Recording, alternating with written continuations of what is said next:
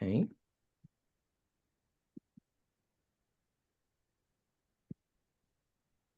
Hello, everybody. Lovely to see the numbers piling up. More and more people coming in. Some familiar names among you. Oh, fabulous. We're just going to hang on another moment or so until the numbers stop rising.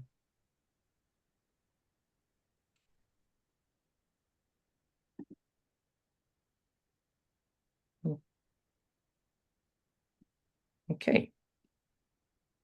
And I think therefore we can make a start. So welcome everybody. Lovely to see you all here this evening. Well, not to see you, but to know that you're here in the background.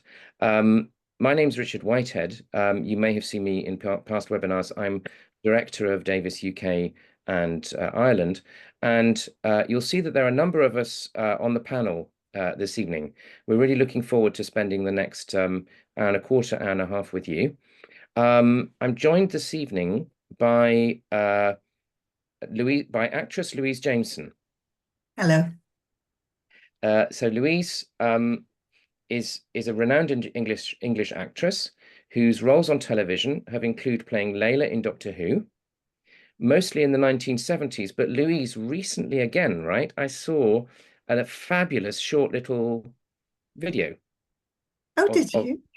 Yes, Oh, of Leela. Yes, yes, Layla. yes. Yes, Advertising a Blu-ray thing. Yes. yeah. With So long flowing white locks. yes. So Louise was a big part of my childhood as a Doctor Who fan, and has also played in the Omega Factor, in Tenko, Bergerac, EastEnders, and now currently in Emmerdale. Currently in Emmerdale, yeah. Playing the vet's mum. Wonderful. Thanks, Louise. I'm also joined by Tom Jameson, who I would just, if I can describe you as a dyslexic entrepreneur, Tom. Yeah, most definitely that. Yeah, Tom is founder and owner of Jameson Gym, a flagship personal fitness and gym center in Kent.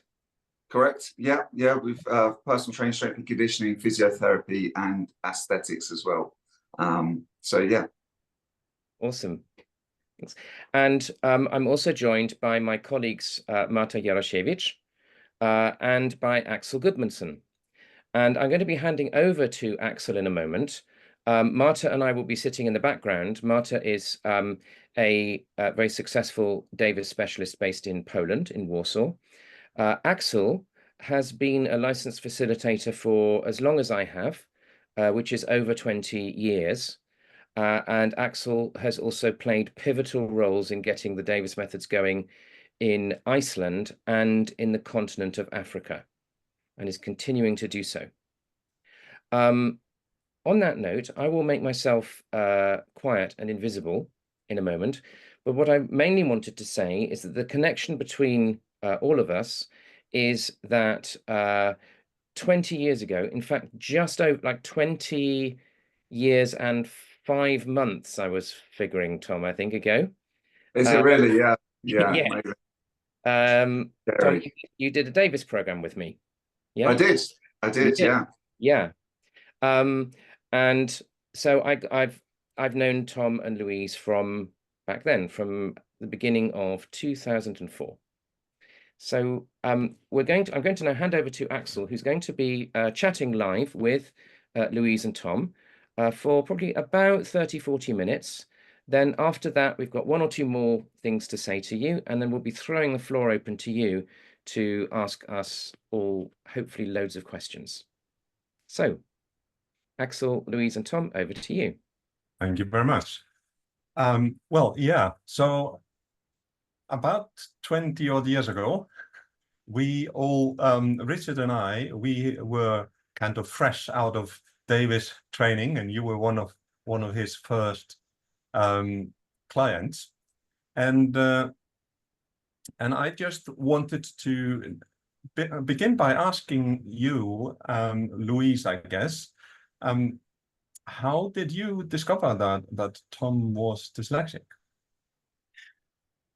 Well, forewarned was forearmed. He has an elder brother 2 years older than him who is also dyslexic.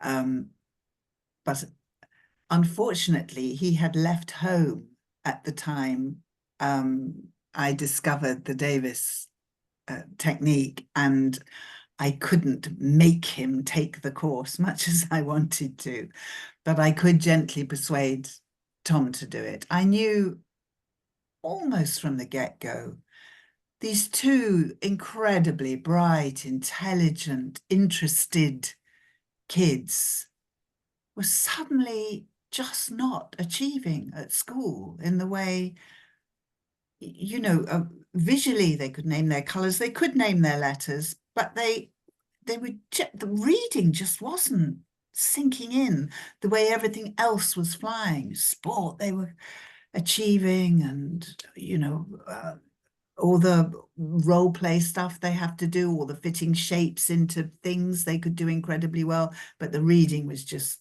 way down the bottom of the list, and they were getting lumped in as being not that bright, and I knew that wasn't the case, so there had to be another reason. Yeah. And Tom, what was school like for you in the beginning?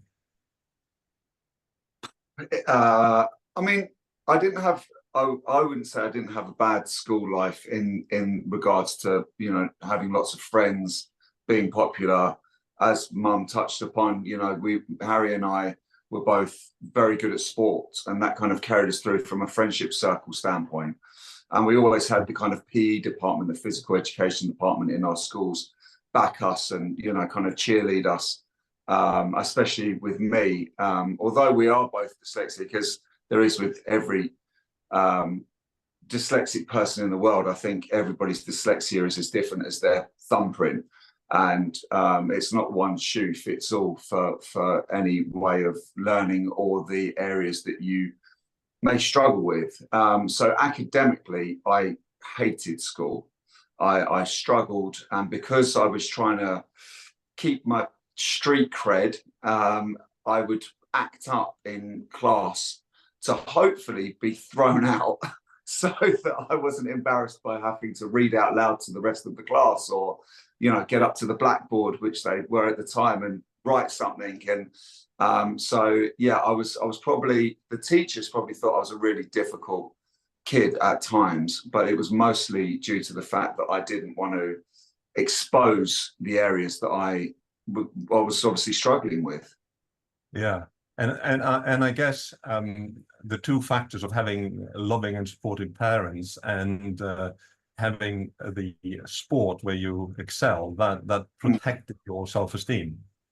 Yeah, I think yeah, a big, you know, kind of area of what kind of brought me back into school, or made me even attend, you know, rather than kind of trying to skip classes, etc., was the going in for the sports, you know. But the education system that we were in relatively early stages, so not necessarily primary school, but as you go into kind of secondary school here in the UK, that's year 7 is what it would be, which puts you at an age of 11, kind of 12 years old.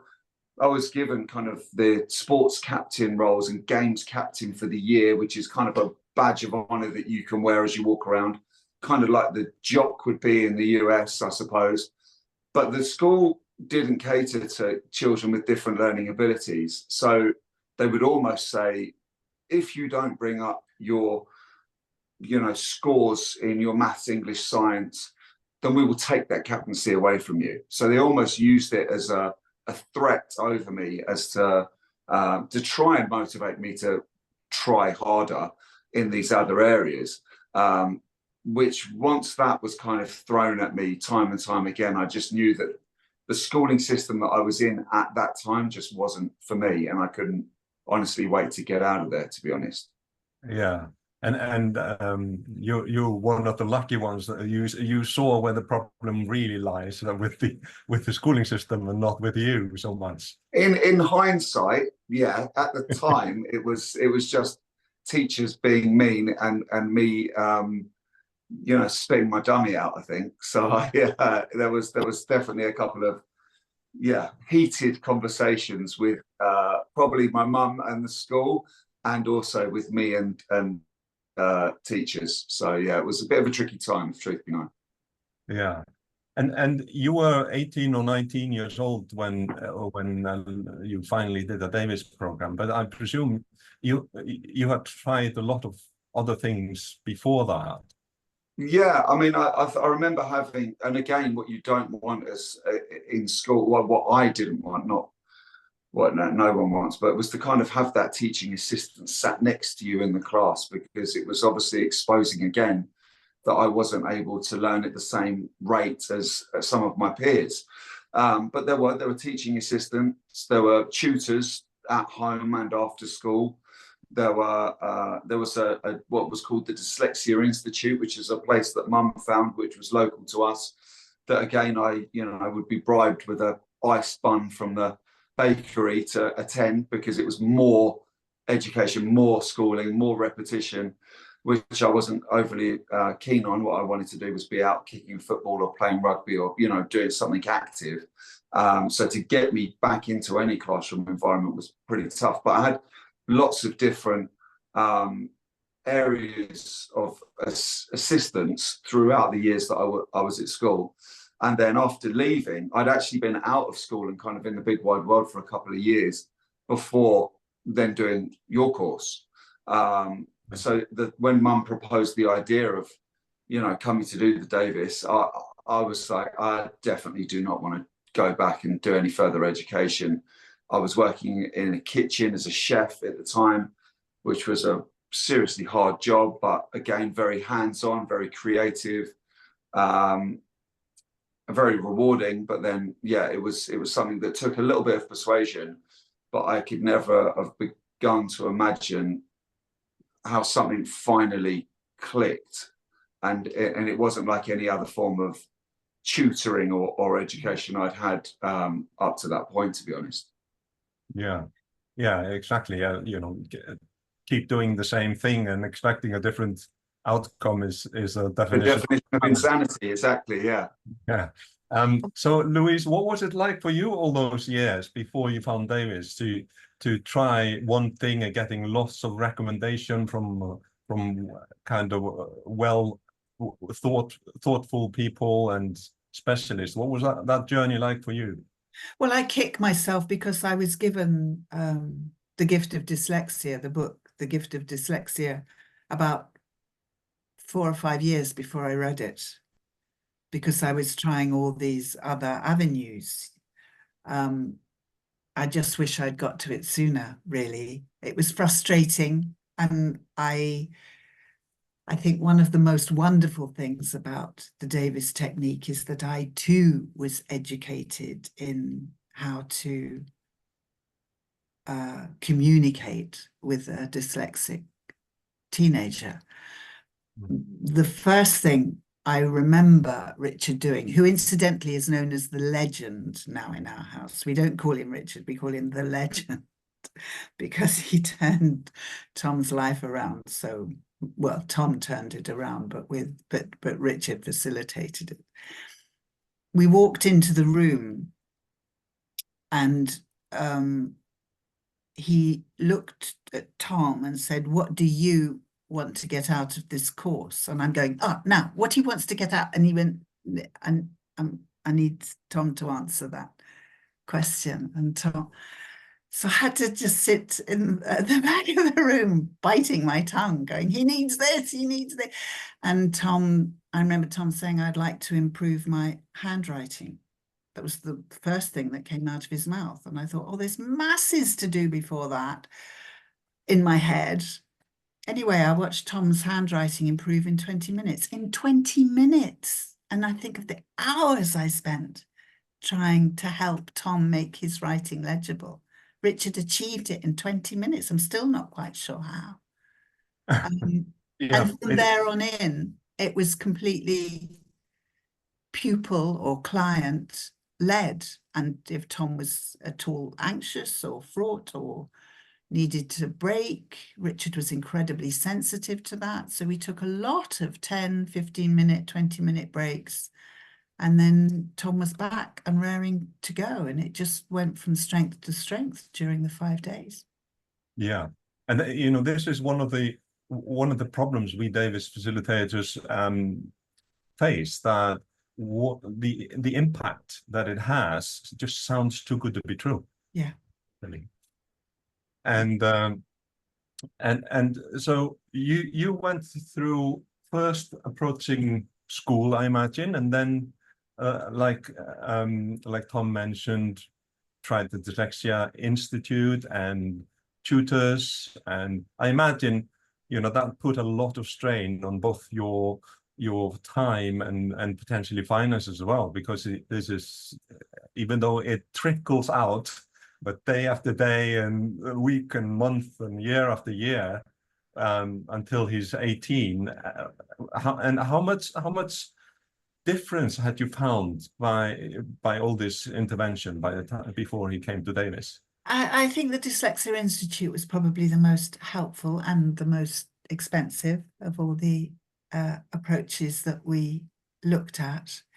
And they do use a lot of artwork within their tuition, which I think is probably why Tom responded a bit better to that. But there's still an enormous amount of rote, teaching by rote, which is, you know, boring for everybody, really.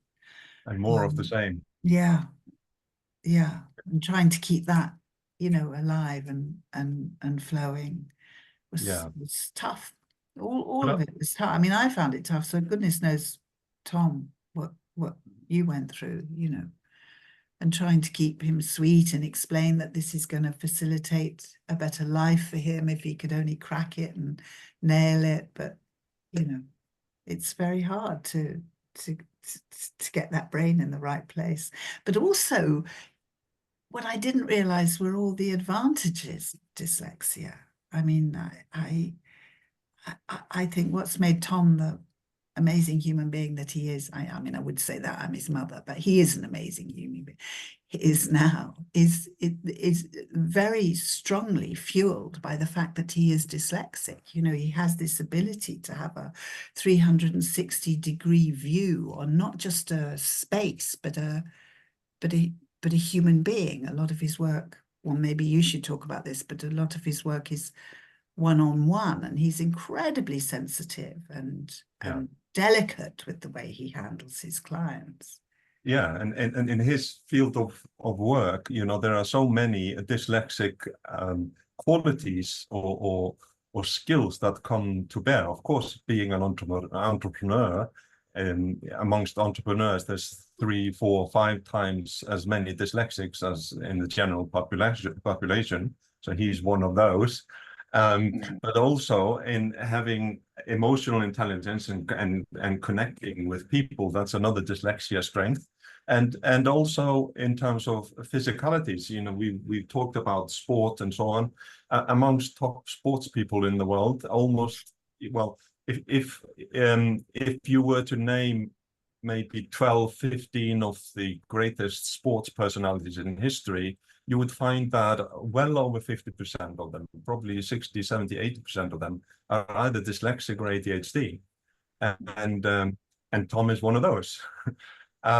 So they are people who learn through doing. They are kinesthetic learners. And Tom is clearly both the kitchen, succeeding in the kitchen and succeeding in sport. This is all about relationships and learning through doing. Would you agree with that, Tom? Yeah, 1,000,000%. And still, you know, to this day, I'm always learning. I'm always hungry and thirsty for gaining more knowledge in every aspect of life. But I mean, even something as, you know, my time in the kitchen, you know, obviously gave me a passion, taught me some good knife skills and all the rest of it. But I can watch, I've never in my life, apart from when I was at cookery and catering college, have I ever cooked from a recipe once. I'll watch, you know, a cooking program on television, and then it might be the next day or the next week or the next month, I'll cook it. And that's just from me sitting and visually watching what this chef has done at any given time. The same thing can be attributed to, you know, exercise correction, tempo, technique, range of movement.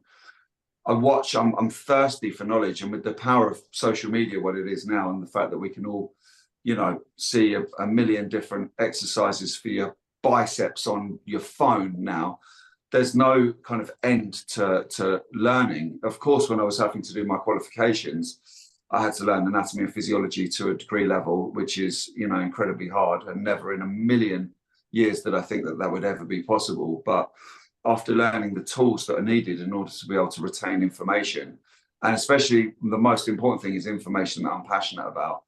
And when you go back to say, you know, a lot of the successful entrepreneurs in the world, or a lot of successful sports people, I think a lot of our architects, graphic designers, musicians are all probably, you know, the vast majority dyslexic and or ADHD as well. And I think it gives you an extreme level of focus and concentration, but it's finding that one thing that you're passionate about, finding that one thing that you can really dedicate yourself to, and then just throwing yourself into it 110%. And I don't think I can only speak for myself, but I can only that's the only kind of gear I know. And it's not a matter of me taking enjoyment now out of reading about astronomy or reading about history. I can still to this day, you know, read probably the same page 3 times in a row, and it just won't go in. And that's not because I don't have the ability to be able to read fluently. It's just because I don't have the level of interest needed in order for my brain to be able to, you know, kind of absorb that information. I also think what Mum said previously about, you know, wishing that she'd read the book 5 years earlier when it came into her possession. I think there is also something to be said for finding the right time in your life to embark on the course. And I'm not sure if I'd have rolled out of school at 15 years old and into Davis, whether it would have had the same effect. I don't know. I mean, who knows? But I feel as though actually having that break away from school and almost unlearning the process that they try and push towards you in the kind of mainstream schooling system to then put me into the Davis environment, I think was probably a necessary break for my brain to be able to then kind of look at learning with a you know, fresh set of eyes. And I think that probably, you know, whether it's fate or whatever you want to call it, I feel as though it was the right time for me anyway. And you know, it's worked out all right. Yeah, and I guess, you know, what we keep coming back to is the motivation of the client. The parent comes with their own motivation, but that's right. But that's not enough. No, we have to work with your motivation. Yes, yeah, and that was like Mum also said. You know, it was a very new environment for me to be in, where I was almost able to lead the class. Yeah, you know, as the student, it was a very different approach. Rather than sit down, be quiet, pay attention, learn this. If I needed a break, we had a break. If I needed to fidget for a bit, then I fidget for a bit. And if he could see that I was getting restless or that my mind was wandering, we would then almost take a break and reset. And he was, you know, very susceptible and I guess intuitive to the student that he had across from him.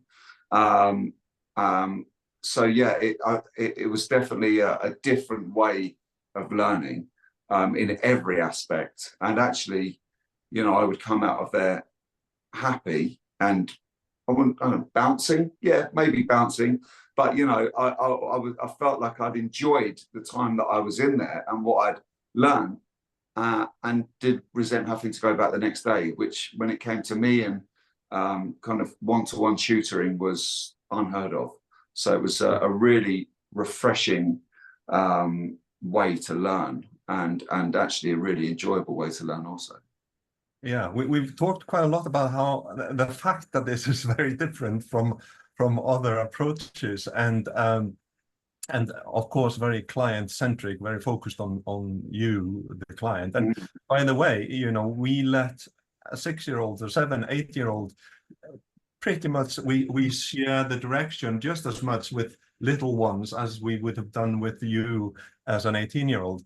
And And same with, you know, with the parent, we would have we look for the motivation of an 8-year-old just as much as an 18-year-old. But what did you learn about yourself through the program? What did you discover? I said this in way back when, probably 15 years ago, more. I did an interview. I think it was a YouTube video that you could probably find if you had a look under Davis on YouTube. And I said, in the first session I went in, I was asked to mold the alphabet with clay. And I said, I think I was like 18, I don't know, however old I was at the time. And I was like, look, I might have dyslexia, but I know the alphabet. I mean, give me some credit. And then it was about molding A, this is A, I know it's A because I made it, and this is B, and so on and so forth. And then close my eyes and get on my mind's eye and then visualize what it is that I'd made. And then Richard had me recite it backwards, and I was ZXWVUT. And it was, I don't know if I went from start to finish in one go, I can't remember, but I think I got a fair way. And it was almost like opening my eyes, and I was like, wow, I didn't know I could do that. And it was almost like associating a picture to something, which I think why anatomy and physiology has come not easily, but it's been so much more, so much easier for me to obtain and retain the information of, because it's so visual. This muscle runs from here to here, and I can visualize it in my mind's eye. But that was one thing that was really interesting to me, that it was creating something visually, even if it's something as simple as some letters, and then being able to recall that and read it in whichever way I'm asked to. That was a bit of an epiphany, a bit of a kind of, groundbreaking moment. And I almost look back on it and think like, wow, I think that was the beginning of me kind of going, or maybe this is a gift. Maybe I do actually have something that other people don't. Because, you know, your mum can tell you all day long, you're amazing, you're so smart, you're so handsome, and, you know, whatever else. But is it really a gift? And when you actually go in and they put you through a few, you know, simple tasks and tests, and you're able to do them, I was all of a sudden like, okay, wow, well, maybe if I can tap into this way of learning, then there is an opportunity for me to have an advantage, not just be able to do what the other kids were doing, but actually have an advantage to be able to, learn in a different way, and also think outside the box, which is something that I think a lot of people lack the ability of being able to do. But dyslexics definitely have this incredibly creative visual mind, which, if honed in the right way, can be an absolute superpower. Absolutely. And what was it like for you, Louise, to sit and watch all that happening? It was the first time I'd heard the phrase picture thinker. I think in pictures, and I don't understand how anybody can think in another way. Presumably they can't understand how I can think in pictures. You know, as an actor, when I'm learning my lines, it's not done by rote, it's done by visualizing the end product of how it will be performed, what emotions will be carried with it. So it has a, you know, a feeling behind it. I say the words out loud, so I learn with a muscle memory, and I learn through my ear, as well as I can't just learn through my eyes. And so I think all these things point to me probably being dyslexic in some way, shape or form as well. So yes, the picture thinking is, it was an epiphany. You used the word epiphany. I think I would say that it was for me as well. Yeah. And it sounds like you may also be a kinesthetic learner, learning doing, and even though that didn't manifest in sports in your case. Yes, well, yes, manifested in drama.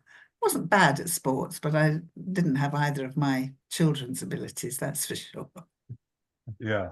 And when you sat in on Tom's program, which is yes, not always the case. I was there 5 days. Yes, it was strongly encouraged, because of course I needed to be taught how to relate to my own child. I mean, you kind of slightly ashamed that I hadn't cottoned onto it earlier, that it seemed so obvious to, you know, if he's fidgety, take a break, don't push him through, don't force him through, those things, you know. I feel, yes, I just wish I hadn't been so ignorant for so long. And I'm curious now. Tom talks about this epiphany and how his self-esteem kind of switched from, okay, maybe, you know, he already had a decent amount of self-esteem from his physical abilities, but here now he's discovering his academic abilities in a sense as well, and to kind of witness that transformation. When he came away from, he learned. Am I breaking up? A little bit, but I Yeah. think I got the gist of what you were saying. Okay. The first qualification he got of the Premier Sports degree, is that what it's called, Tom? Diploma, the Premier Global, yeah, diploma. The amount of information he absorbed in 12 weeks was phenomenal. It was more than he'd learned in his entire school years. He was answering questions that I didn't understand the question, and he was giving very comprehensive answers to when we were doing a bit of revision. So yes, he's it was like his brain had gone and he was like blotting paper or a sponge, it just soaking it in. Yeah. And so we've talked about quite a lot how the Davis program is kind of different from other interventions, and it does involve teaching how to focus. Tom has talked about how he can hyperfocus on things that he's interested in, and that's exactly that's a flip side of the distractibility. It's, you know, we haven't talked about Tom having a diagnosis of ADHD, but given what he shares today, I think it wouldn't surprise me. What do you think, Tom? I would say it's I would say 99.999% that I'm probably somewhere on the spectrum of ADHD as well. Yeah, and the flip side of that, which surprised many parents that come for a Davis program, is this ability to hyperfocus. And when you can take something with you into your imaginary world, the parent just cannot break your focus. I'm sure you've tried that, Louise, trying to break his focus when he's doing what he loves doing. Yes, and it was because he struggled with so much. When he did find something he loved, you know, I heard something the other day: if your child is dreadful at maths and brilliant at music, then get him a music teacher, get him a music tutor. Don't force him to do the stuff that he's, you know, pretty miserable doing. So yeah, when I saw him on the rugby pitch or whatever, just having the best time, it was a joy. And I remember going into school, he was once taken out of rugby because he'd mucked about in science so badly, and I was, you know, in that head teacher's office going, so if he mucked about in rugby, would you take him out of science as a punishment? You know, is rugby come so far down the list for you that it's not on the same, that he can easily not do it, and it doesn't, you know, it's like, what's that going to do for his self-esteem? It just seemed, I give him a detention by all means, but don't punish him in the area where he can hyperfocus. Yeah, where he excels. Yeah. And so after a Davis program, there was clearly a kind of a watershed moment through the Davis program. Am I right in assuming that? Yeah, as far as then going on to further education and throwing myself into a different kind of career path. Yeah. I mean, after coming out of Davis, I don't know how long it exactly was. It wasn't very long at all, though. That then I looked into, you know, changing industry and venturing into the world health, fitness, personal training. And again, there's a little bit of a, I don't know, I suppose you'd probably call it imposter syndrome, when you think, if I'm going to get all, get my parents to help me with financing doing this course, and am I really going to be able to do it? Am I really going to be able to retain that information? Am I just going into something else that I'm not going to see through, and it was a real worry for me that I'd come out of the course feeling so positive, and then had this little gap in time before going in and kind of putting my tools to the test. But anyway, needless to say, within the first, I think, 5 years of entering the fitness industry, I did like 9 diplomas, and it was almost like I couldn't learn enough. And still to this day, I mean, one of my insurers is a company called REPS, which is the Register of Exercise Professionals. In order to, retain your insurance with them, you have to earn a certain amount of points every year.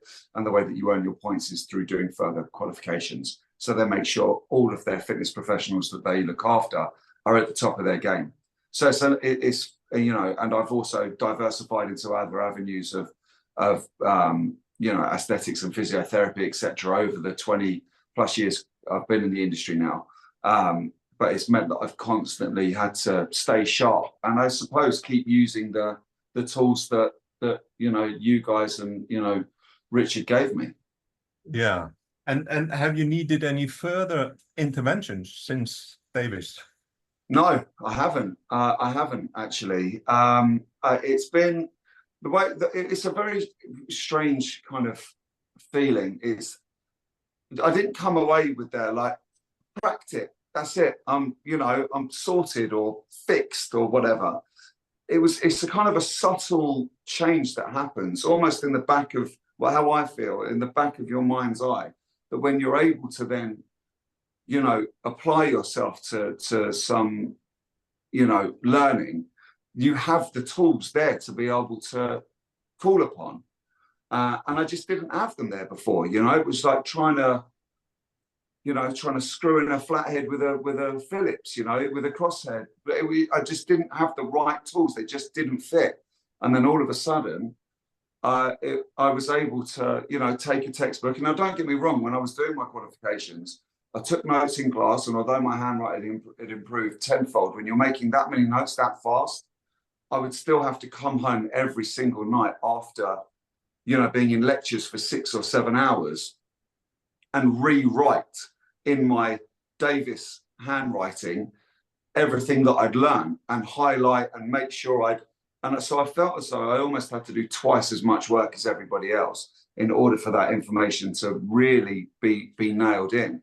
But it was nailed in, and it really worked. So it was just a matter of having the right tools to call upon at the right time. And talking about being a picture thinker, a sentence I remember we spoke about 20 years ago was something along the lines of, the cat jumps over the fence.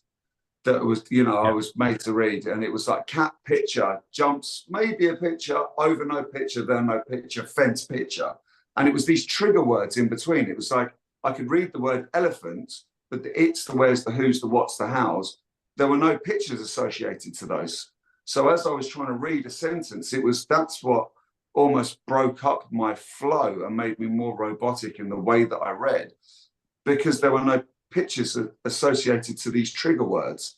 And it was just about learning how to turn pictures on for everything, or turn pictures off, and then be able to call upon the pictures when needed, if that doesn't sound crazy.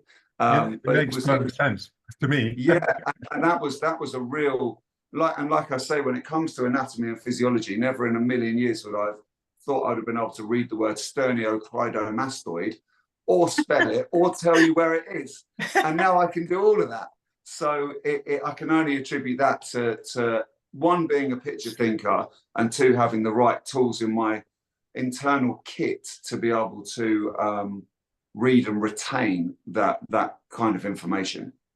Yeah, exactly. And in order to retain it, first you need to comprehend it, understand it.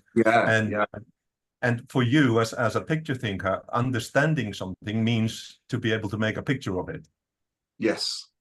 And that's what you learned through Davis. But I also wanted to comment, you know, you put in a lot of effort in getting all your diplomas, but I imagine you put in just as much effort before Davis into your learning, but you know, it didn't gain traction.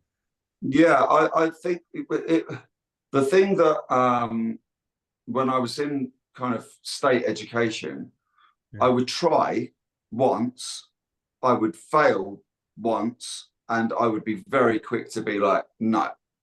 But with once Davis was there, it was like, try once, maybe not get it perfect first time, but at least be some of the way there, and reapply again and again and again.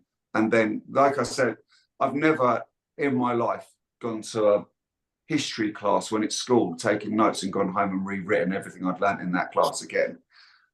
You know, that wasn't going to happen. But because it was almost like a do or die situation, which sounds dramatic, but with regards to like, if I'm going to do this, then I'm going to use this hyper focus, and I'm going to use all the tools that I've now got in my kit to be able to succeed and pass, and not just scrape it. I mean, I want to know everything there is to know, and that was kind of the kind of tenacious attitude that I had when entering into further education in my, you know, well, maybe 20 or whatever age I was at the time. I can't remember, 19. So yeah, that was, but you know, like I say, I just didn't have the tools in my kit to be able to call upon up until the point of post Davis. Yeah, and it sounds like you went from well, partly throwing in the towel when you didn't succeed, and maybe putting the effort into avoiding a situation, avoiding definitely, yeah. And after Davis, it sounds like not only was it easier, you were prepared to put in the effort, but also you were achieving, you know, flying colors. Well, this is it, and that's the biggest thing. It's like, you can have a perfection complex in your mind of wanting to achieve something and wanting to be the best in whatever it is that you're doing. But when you're not meeting the bar, when you're not, you know, getting top scores, or you're not passing even on a basic level of an exam, there is a throwing in of the towel and, you know, what's the point in giving up?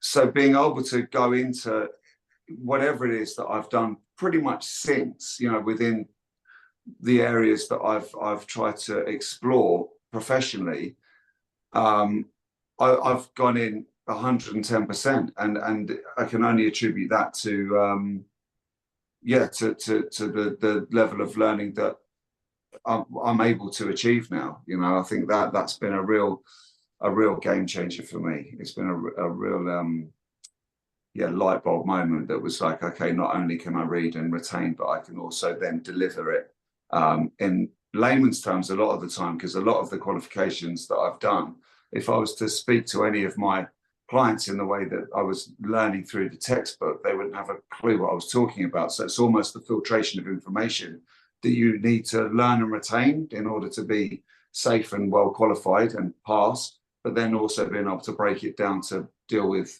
the individual that you're talking to.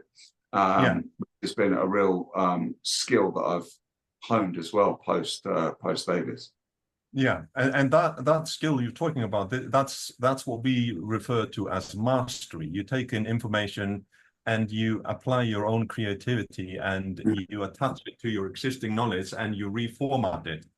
And then you're able to share it because you know it, you mastered it.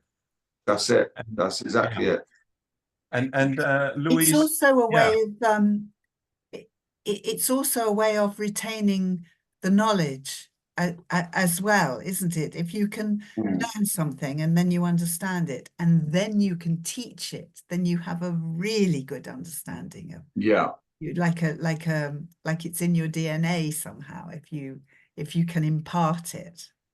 Yeah. That's what we call mastery. Yeah. And I imagine, you know, Louise, you look back, and even though you say you feel almost guilty not having read the book earlier, but you did in the end, and that led you to Davis. And I guess, what's it like now looking at Tom and all the success he's achieved? Do you know, I really couldn't be prouder of him. I mean, if you could have seen I hesitate to use the word despair, but he was kind of rock bottom for a while, because the future was so unknown, and the ability to learn new things was so difficult. But we looked at music, we looked at chefing, we looked at all kinds of things. But part of regaining his self-esteem was popping down to the gym every now and then, and slowly that took over. And as you say, hit at the right time, Tom, with this week with Richard. Maybe those two things just came together at the right time. Yeah. I remember exploring or thinking, and I think despair is the right word.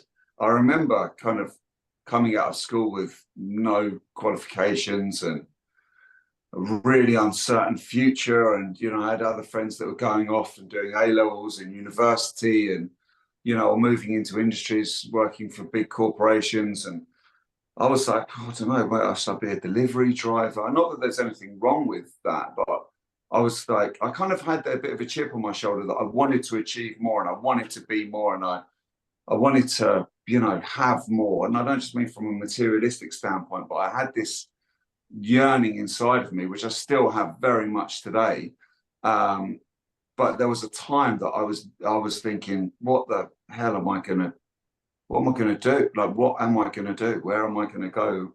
What does the future hold for me? What industry will I end up in? And I was a really scrawny kid as well. So if you'd have told me, after doing Davis, I would have, found this laser focus and ended up in the fitness industry, and be 20 years later owning a gym and and all the rest of it, I'd have thought you were crazy. But it's been a pretty amazing, I would say, don't get me wrong, there's been ups and downs, and there's no fast road to success. It's definitely been a snakes and ladders story over the last 20 years.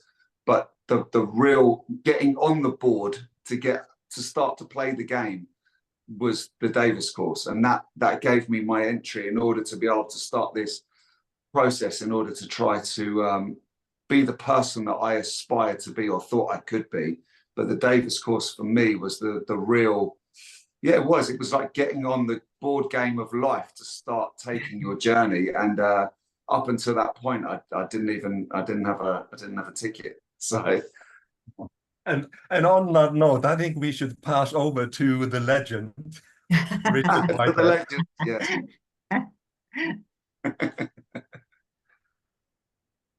Thank you all so much. I'm feeling quite emotional, actually, because I hadn't heard that depth and detail of like how you experienced it all, Tom, before, and obviously, the whole tapestry of what came afterwards. Thank you so much for sharing that. Of course, it has been a life-changing experience. I can't deny it. Awesome. And I mean, I just the fact that it's 20 years have just flown past. Yeah, I actually had my 40th birthday just this Saturday gone, so it's been 20 years. It's a bit. I honestly can't believe it either, to be honest. It seems like forever ago, but it also seems like yesterday. It's a very strange. It's a very strange. 20 years. Yeah, it's incredible. Yeah, you were 19. You were at the time. Was I? Yeah. Okay. Well, there you go. 21 years ago. Yeah. 20 and a half. Yeah. Amazing. I should say, in reference to Axel's comment at the beginning, I wasn't a complete novice when you guys came to me. I had been in the field for a couple of years already, but 2 years is different from 22 years. Yeah. But yeah. Great. Okay, so here's what we're going to do now. Lovely to have all of you in the audience still with us. We're going to give you a kind of a voice in a moment. we've got a couple of questions that have come into the Q&A box.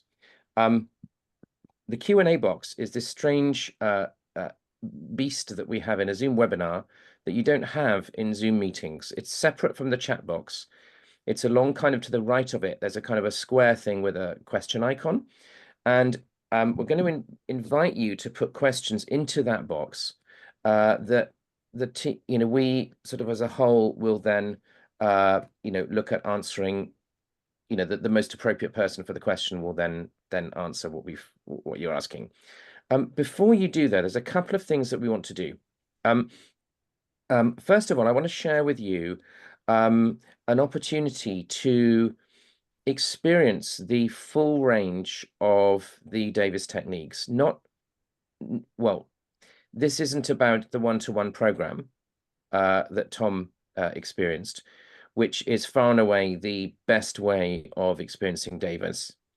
But we do have, if you want to sort of get a toe in the water and, kind of get an initial experience of the full range of the Davis techniques from start to finish, then we have coming up a couple of opportunities for you to do that at what we call the Gift of Dyslexia workshop. So the Gift of Dyslexia workshop is a 5-day hands-on journey on Zoom. Now, would you believe that that is possible?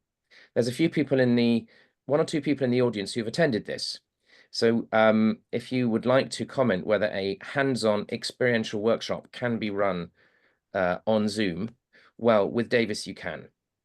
Okay, so this is a workshop that you can attend from the comfort of your home with your plasticine clay, on camera, on mic, with all sorts of funky things going on to make it feel like we're all in the same room together. And so it's a journey through the full range of the Davis methods for dyslexia, as described in Ron's book, that some of us have been talking about in the chat, and that Louise mentioned earlier. Okay, and so you'll get a kind of an understanding of the root causes of dyslexia, both the strengths and the challenges, and you'll master or you experience the full range of effective strategies to support your loved ones with their reading difficulties. And we have for this 2 flexible options. One of those is what we call, is a brand new version that we call the Child Alongside version of this workshop. And Axel, I don't know if you want to say a couple of words about that, because you're going to be at the helm. Yeah, I'm happy to do that. We've tried that.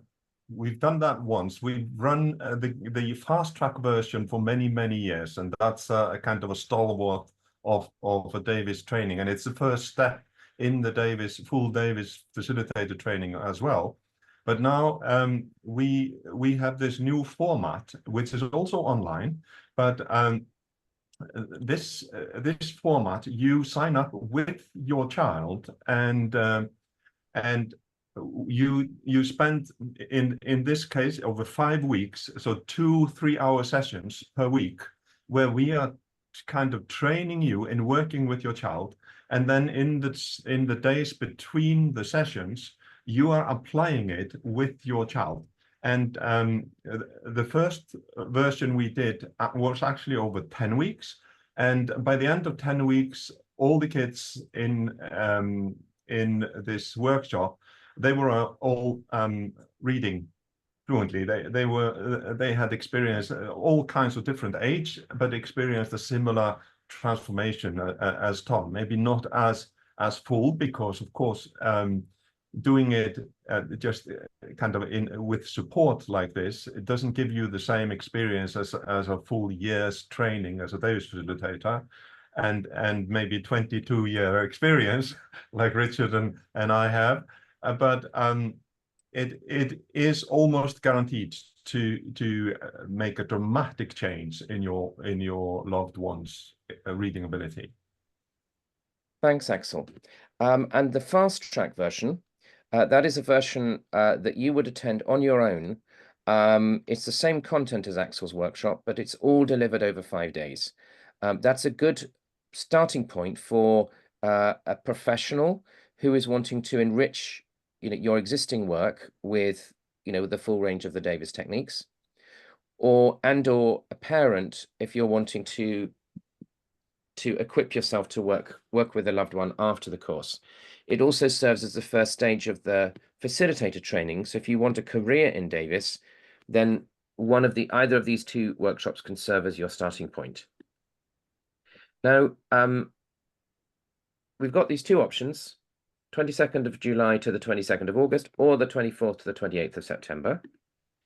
The normal price going forward for this workshop is £799, but we want to give you a summer opportunity to experience this for less.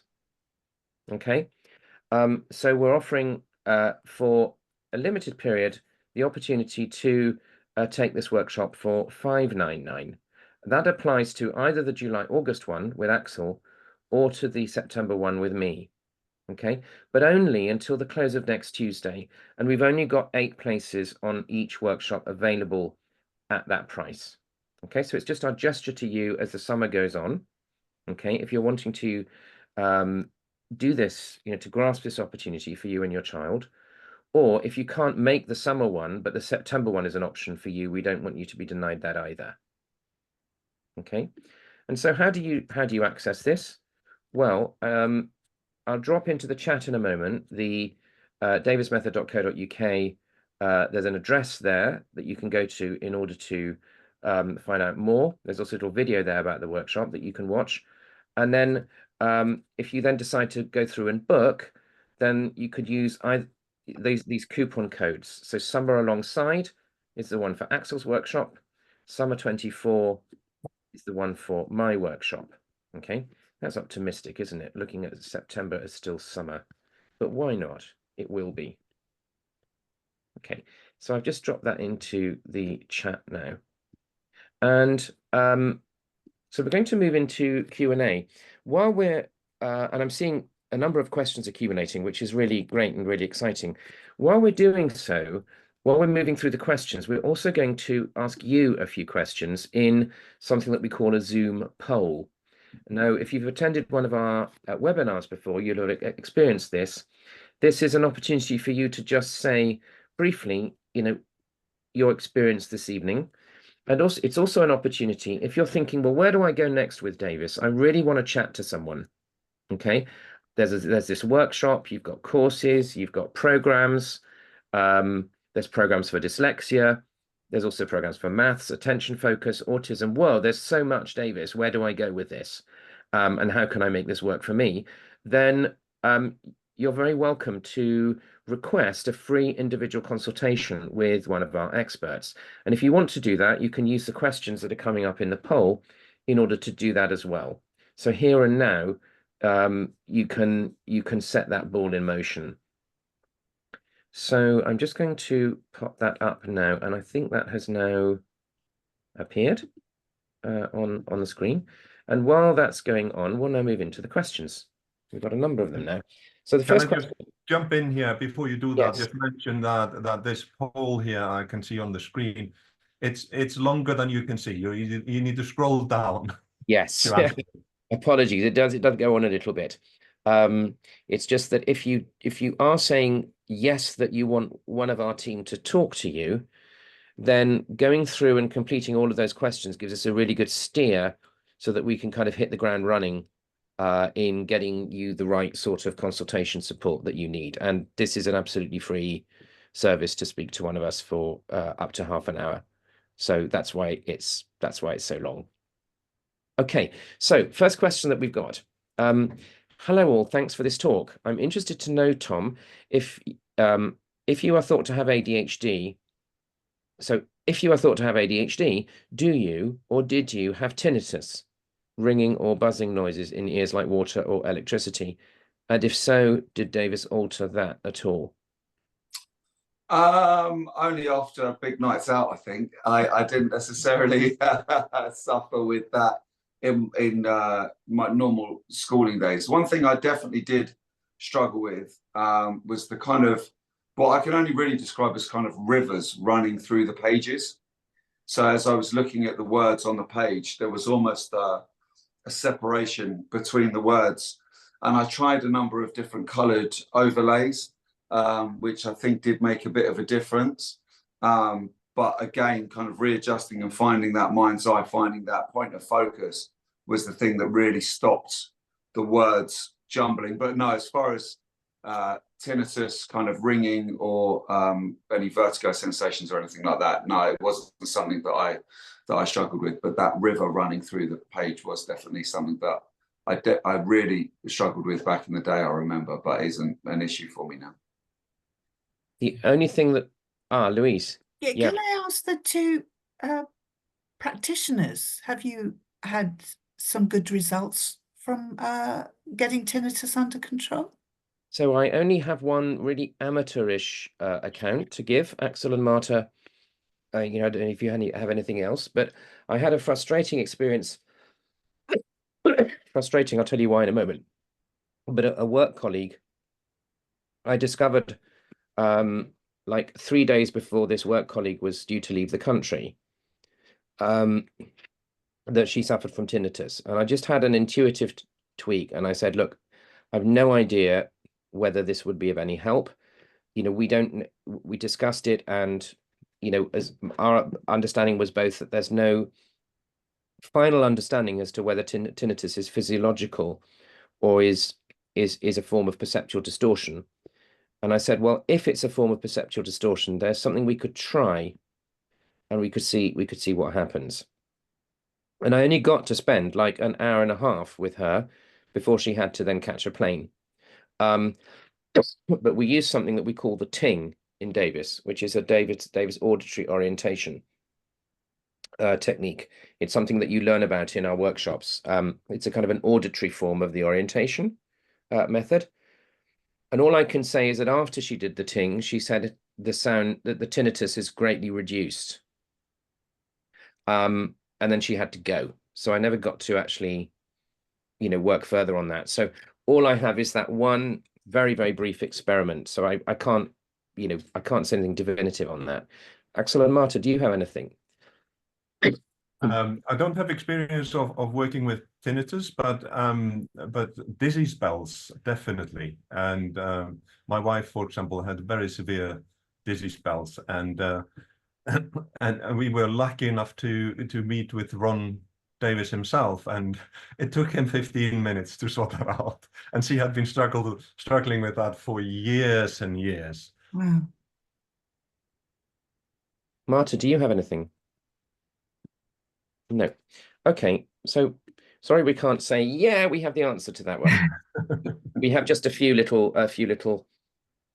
hints to follow if opportunities arise. And the person who asked that question, do come back to us. If this is something that's in the family and you'd like to conduct an experiment with us, do please come to us. We would, in any experimentation we do would always be without charge, because it's an experiment, but also without promise of result, and also with appropriate safeguards in place to make sure that we're not doing anything that would actually make anything worse. Okay, but do reach out to us. We're always interested in things like this. Okay. Can I just add a little something here? Tom, after his course, part of the course is, I don't know if this is still the case, there were 6 hours follow-up tuition, which you may or may not take up. Tom decided not to take his up. So Richard asked me if there was anything I would like to work on. And I have been terrified of singing on stage. And so I was a bit of an experiment, I think, with you. Yes. Richard. I remember the result of it. And I've since sung on stage and done a couple of musicals. I'm no great singer, but that terror has gone, and I can hold a tune now without dreadful fear of going off key. So I think I'm just saying this to encourage the person who asked the question that the experiments are worth doing. Well, If you Louise, I can't remember offer. I remember the occasion when you first, well, the first occasion after we'd worked together when you did sing on stage. Do you remember when? Do you It was remember a that? fundraiser, wasn't it? Was That's it? right. Yes, yeah. You did some amazing work for us in Kent and East Sussex, raising bursaries for people who, who wouldn't be able otherwise to afford a Davis program. And you spearheaded a concert. Yes. Yes. I think I sang Big Spender. It was Big Spender. Yes. Yeah, and just to tag along with that, in Davis we do have a procedure to address phobias, and they are amazingly effective. Yes. Yeah. Yeah. Okay, so now we've got another question. I'm struggling remembering how to teach and feel like my poor memory affects how well we perform the mastering task. This is a question in 3 parts. This is the first part, which I think is an observation. I'll comment on that, and then we've got 2 more points for Tom. So with regard to memory, when very often a neurodivergent individual, a person with dyslexia or another neurodivergence, will complain of a poor memory. What I would encourage you to think of is memory as a process of construction, storage, and reconstruction later. Okay, so in order to remember something, it has to go in, then it has to be stored in some way, and then at a later, on a later occasion, it needs to go out. And Tom, I mean, you've been talking a ton about memory and your experience with memory. Yeah. Program. What we see time and time again in Davis is that with what we call the tools, which again, Tom, you've been talking about, the tools essentially are a vehicle for putting yourself into a state of accurate perception, so that your mind is seeing what your eyes are seeing, your mind is hearing what your ears are hearing. It's not seeing or hearing anything different or something that it's creating. So what we almost always see is this kind of leap in improvement of memory, because once you're using your tools, the original data or material will be going in accurately. So then it's just a question of, our being, if you like, registering it as something important to keep, and then, a process of storage so that then it can be reproduced when we need it. So the person who'd asked this question, I would encourage you to explore this. I think you mentioned that you've had some experience of Davis, or family have, but do drop us a line and request an initial consultation. We can go on, we can talk to you one-to-one about this. So then the other 2 parts of that question are, Tom, did you go through all the industry specific words and model them? I think no, because I mean, well, it's specific to my industry now. I think we'd probably still be there now, to be honest, 20 years on. So no, I didn't. The course was, I think, a year prior to me then embarking on my now career. Maybe slightly less, maybe 6 to 10 months actually. But either way, I'd come out of Davis. I then went back into the kitchen, I think, for a little bit, maybe, and then I found kind of this Premier Global Fitness Trainer Award qualification. But yeah, there's War and Peace of Anatomy and Physiology. So yeah, it would have taken literally years. But it's definitely something that almost. The thing that I've really found is that the words that do have pictures attached to them, and I gave you the longest named muscle in the body because I thought it would impress everyone. But if you're talking about your bicep, for example, there's a very visual aspect to a bicep. So there's a bicep on paper, there's a bicep in my head, and I can visually see the bicep. So it was almost like building, my clay models for each of these really, the words that wouldn't be so obvious, like the sternocleidomastoid. There's an attachment in my mind's eye for a visual representation of the word, and that was enough for me with what I'd learned and the tools that I'd added to my arsenal to be able to then retain that piece of information. That's really gratifying to hear, Tom. And the process that we have in the program is everything that's made in the program is a model, a clay model showing the meaning with the word in front. And what that's aiming to do is just to build that connection between the fact that any word that exists has a meaning, it has a spelling, and it can be spoken. And so what you're reporting, Tom, sounds like that it was that, you know, that link between those three. Oh, that's what a word is. Mm. You don't necessarily then have to use the clay for every word that you then master. But once you know we've sort of processed that that's what a word is, those are the Yeah. three, that it can go from there. Great. Yeah. Thanks, Tom. So the third part of the question is, please, Tom, would you talk us through what you actually did after your 5 days with the facilitator? Well, it was again, it wasn't like a eureka moment at the time. It wasn't that I ran to the closest library and stuck my head in books. It was that I kind of finished the course, thought, oh, okay, well, you know, that was different, that was good, and hadn't really utilized what I'd learned up until starting this first qualification, however long after it was, a few months after. That was it. It was at that point that I was impressed with myself and the legend and what I'd learned, because I was like, oh, yeah, this is staying in there. I'm able to retain this information, and I wasn't going. And bearing in mind, you know, 6-7 hours a day, 5 days a week in a lecture room with a skeleton and a guy with a projector and a whiteboard or whatever, learning degree level anatomy and physiology and, you know, biomechanics was something that was a million miles away from anything I would have ever expected to be able to learn, let alone read or retain. But that was the time that I feel as though the course paid dividend, or I became aware of how effective the course had been. So there wasn't, like, you know, Mum said earlier, that the 5 or 6 hours aftercare post course, I kind of felt in my mind that I've done that, I've boxed it off. I feel as though I've got out of it everything that I wanted, you know, my improvement in handwriting. I remember talking to Richard, and when we were talking about my handwriting, he said, are there any specific words that you don't like? And I remember saying, I really don't like, it's not words, it's certain letters. And I think I said, like, I don't like the way I write a K, or I don't like the way I write a capital R, or there were these weird, and so we molded them. We did go through that process.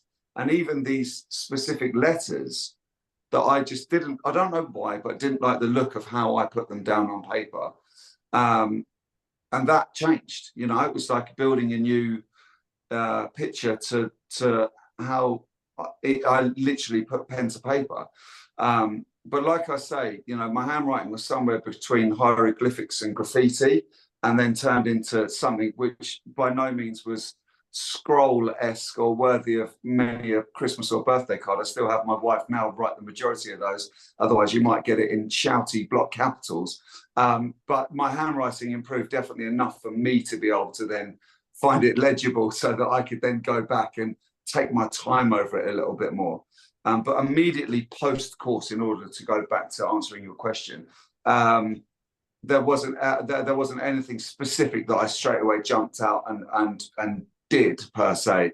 It was when I then started reintroducing myself back into education that it became very apparent that learning was different and enjoyable for the first time in 20 years.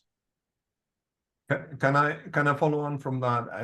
There are about 200 trigger words that is kind of listed in the follow-up work after a program. So did you do some of that or none of it? Or yeah, I mean, we're talking 20 years ago, so Mum might have a better recollection, because although, you know, she's got an incredible memory. But I think there was definitely some some homework to be done post-course. I couldn't tell you exactly what it was. I remember the actual course itself very clearly, but what happened after that, it seems like it's just, you know, it's gone into the ether somewhere. And but I'm sure I'm sure I mean, I must have put the work in afterwards. I might not have done the one-to-ones, you know, via Zoom or whatever the normal process is. But yeah, there was definitely a lot of aftercare work. And even still, you know, like, you learn a piece of information, you're able to retain it, and you're then able to deliver it to somebody else. It was almost like the thought process of every time I opened a book, or even if I was reading a newspaper, or even if I was reading an email or a text, getting myself into that mind's eye, what I always refer back to as mind's eye focus. I was putting into practice what I'd learned on a daily basis. So the work has never stopped, I don't think. But yeah, there would have definitely been some, I don't know if you remember, Mum, but there was definitely some aftercare stuff that I might not be remembering it right, but I think there was a certain avoidance going on, and nothing doing work as such. But what was immediate was a mood lift and a can-do attitude. Yeah. The whole atmosphere around you started to change, and you picked up a newspaper more regularly, or you didn't didn't shy away from the written word. It just didn't seem so, it was such an effort to read before. And I'm not, unless it's associated to my passion, my work, my businesses, I don't really read for fun. Still now, you know, it's not something like, you know, my kids will, you know, you'll go into their room and they'll be sat, you know, reading a book. That's never been me. And I think that's just because probably I found it so hard for so long. There's a weird kind of association to doing that. But best believe, if I'm putting a business plan together, or if I'm sent an email, or I'm looking through a client's MRI results from a, you know, knee scan or whatever, that's something that I have to switch my brain on and look and, you know, read, understand, retain, and then explain to the client there and then what it is that, you know, this what looks like gibberish to most people, especially when it comes to getting an MRI, an ultrasound or scan from your doctor, that I'm able to then in real time break down what that is and deliver it to the client. So that for me is definitely it's like a superpower for me, being able to do that now. But yeah, reading was probably one of my biggest areas of avoidance, for sure. And still, as I say, to this day, if I need to read it, if I need to retain, if I need to learn, I will definitely take to it. But it's probably something I should exercise more, like, you know, I do in the gym regular. I should probably get my head into a book and it within a field. In fact, I did read a book recently, which I'm digressing on again, but it's called Atomic Habits, and it's an incredible book, and it's about win stacking and accumulative gain, and that can be attributed to every aspect of life. And for me, the small wins from post-course or even during the course, I would come away, and that was something that Richard was incredible at with me, was recognizing those small wins every session, so that I think I was coming away from each session with a feeling of achievement, rather than when I was with tutors previously or in classes or wherever it was, trying to do that further education to overcome or deal with the disability, as it was always listed as whilst I was at school. Just had me coming out wanting to hit a punch bag for an hour. When I was coming out from this course, I was feeling kind of like I had a bit of pep in my step, and it was a cumulative gain every session of seeing kind of the evolution of self within that session time. Brilliant. So we've got 10 minutes left, and questions keep coming. So we'll go through as many as we can in the time that we have. Forgive us if we don't get through all of them. We'll give some thought to. It's probably high time we created some sort of forum where we can continue talking among ourselves. You know, maybe a Facebook group or something like that. We have a Facebook page, but we don't yet have an active Facebook group. do drop into the chat if you feel that would be helpful. But what I think we'll do is we'll do that as if you can bear with us, then as a way of, you know, addressing anything that couldn't be addressed, like, you know, immediately in the here and now this evening. So we do have a question. I think Tom and Louise, you've partly answered this one, but it's a question saying, can Tom say what technically improved immediately after the course? Writing, reading, working memory, information. All the above. All the above. Yeah, it literally was. I mean, like Mum said earlier on in the session, she physically saw my handwriting improve within minutes. We're not talking days or hours. Within minutes, my handwriting improved. The way in which I was able to flow when I read improved, I would say, tenfold over the course of doing the course, over the time of doing the course. And memory, yeah, I would definitely say short and long-term memory is definitely improved. I think because I was so easily distracted in the school environment through lack of ability to learn in the way in which it was being taught, and probably with a level of ADHD, rather than listening to the teacher, I was looking at that interesting leaf that was blowing outside. I was very easily distracted. So I think being able to bring me back into the room and bring my focus back improved my immediate retention of knowledge short term, which then ultimately led on to, you know, long-term memory improving as well. So I would say, yeah, all the above. Fabulous. Thanks, Tom. We've then got a question. Hi, what is your view on LexiLens? To be honest, I've never heard of it. So yeah, and I wouldn't sort of express a view on something I don't really know anything about, or much about either. So sorry, we can't really answer that one. Then we got a question: how much do these support the spelling element? Hugely so, and probably enough that we should give a whole webinar on spelling at some point. Spelling is different from reading in Davis. Reading is quick in the way that Tom's been talking about, and handwriting can be quick as well. Spelling tends to be a much slower burn, because what you have is, what we can do in the program is show you how to master spellings. What you've then got is all the words you don't know. So we then build a whole sequence, which I can't probably go into depth here, but there's basically a kind of a workflow that we put in place when spelling is a goal, as to what you need to do is to capture the spellings that you next need to work on, and then experiment, will this quick way of doing it work? If it doesn't, then we use the clay. So it's like a funnel and filter type system. We'll do a webinar on that sometime. It's a whole thing, but the short answer is yes, they totally do. They do as much as reading, but not quite as quickly. Yeah. Can I throw in one thing that after this program, you are able to maintain your focus as you read, and the Davis reading exercises also train you to take in the spelling, to notice the spelling as you read. So over time, spelling just improves after Davis program. Yeah, absolutely. So another question. I have a 17-year-old who did a fabulous job of masking his dyslexia until he started his A-levels. He often struggles with his confidence and seeks solace in the gym.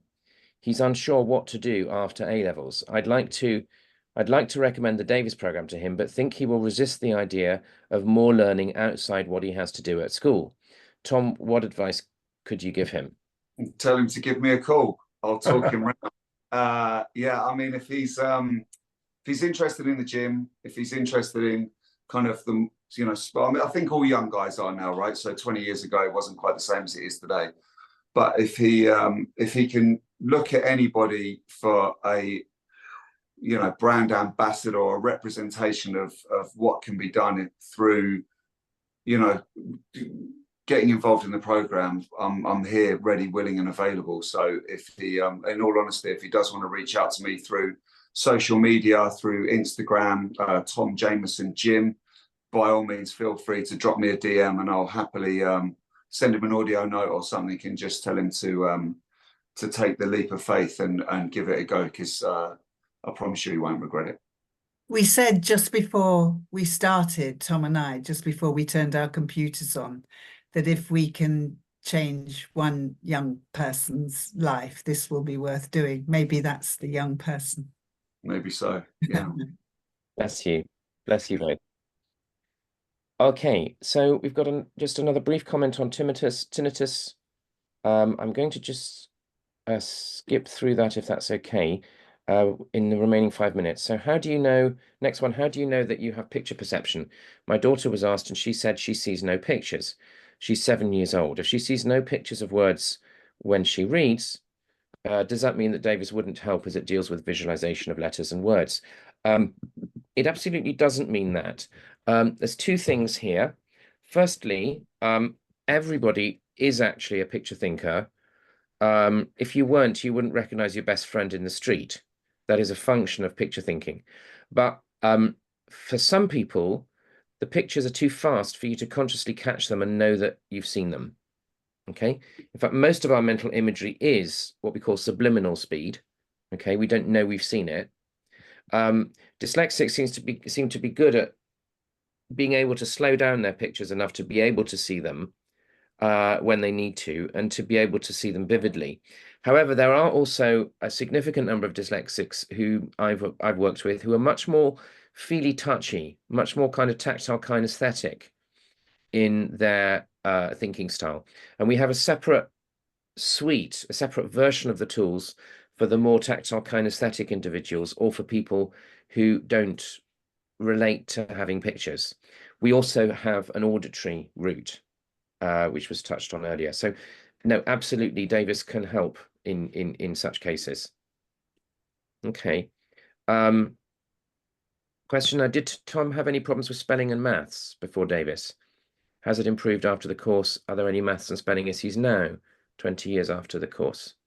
Yeah, I mean, like I say, it's not like some eureka, that's it, I can read perfectly, write, like, you know, scroll and spell. I think if I had to kind of pinpoint areas that I still need to improve on, it probably would be, because aside from reading kids a bedtime story, and they're 10 and 15 now, which they're more likely to read me a bedtime story, is reading out loud. And that would still be something, if I was given something for the first time and told to jump up in front of a room full of people, probably would have a bit of, I don't know, PTSD or something, and be a bit, you know, kind of, I think anybody probably would. But for me, especially, and us dyslexics, that would be quite a daunting prospect.